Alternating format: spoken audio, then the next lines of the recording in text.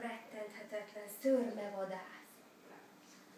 A szörnyára? Igen. A kölykök jókedvűen munkáztak, hancúroztak a szőnyeg.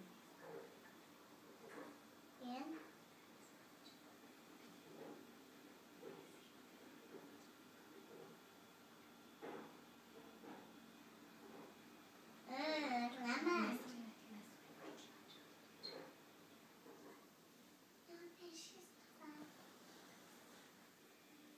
Egy éjjel aztán, miután a kiskutyák már lefeküdtek aludni, két gangster lopózott be a lakásba.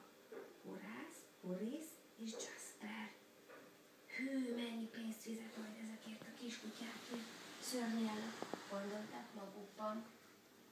Amikor megpillantották az alvókutya kölyköket, azzal beosontak, egy zsákba tették a még alvó kutyusokat, és egy vidéki házba hurcolták őket távol a várostól. Nem, itt még otthon vannak. Amikor Pógó és Perdita észrevették, hogy a kölykök eltűntek, bánatukban majdnem hasadt a szívük. Szomorúan figyelték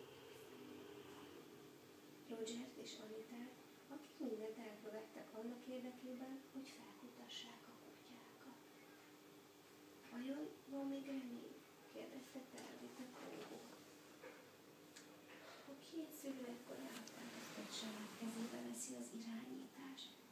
A szokásos esti kutyavonyítást Még használták egyszer fel a arra, szörnyános lesz.